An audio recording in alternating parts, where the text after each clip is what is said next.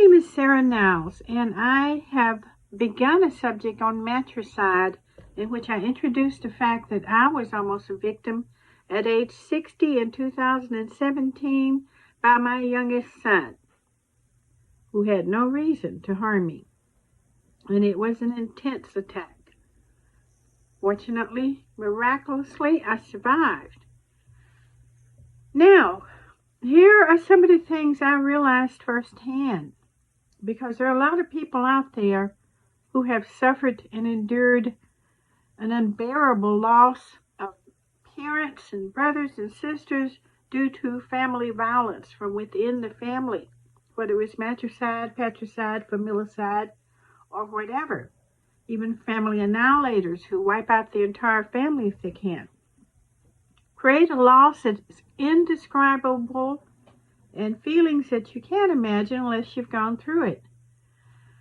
The sense of betrayal is one of the strongest reactions I had, even though I had endured intense violence.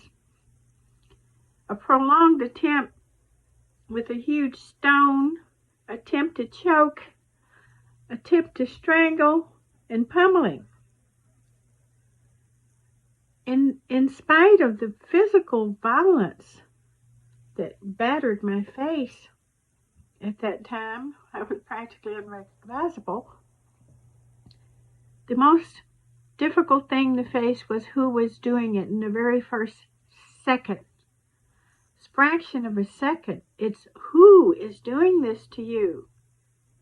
You don't have time to think in whole sentences, but you think in terms of emotional images of who is this person, this child, this baby, this little boy, this wonderful creature that I love deeply. Who is this person trying to unalive me, to homicide me, to end me forever?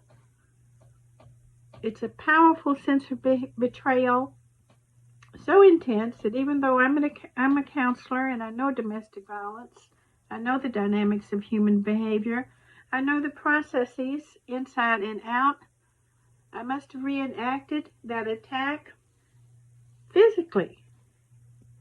In the middle of the night, when I'd wake up and remember it happening over and over and over again, over 100 times, thinking I'd find myself reenacting it, literally, physically reenacting it, because I could not believe that this had happened and by whom it had happened.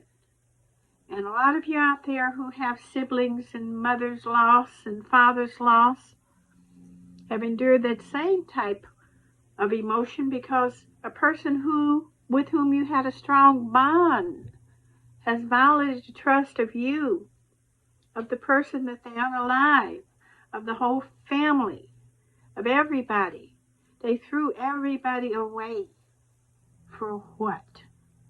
For a moment of impulse, which they more than likely planned for a long period of time, of imagined justification, imagined balancing of the scales for inadequacies that they had, in spite of the fact that family members more than likely struggled with them for years, trying to save them, endure them, help them, cajole them, absorbing their behavior and waiting for them to change.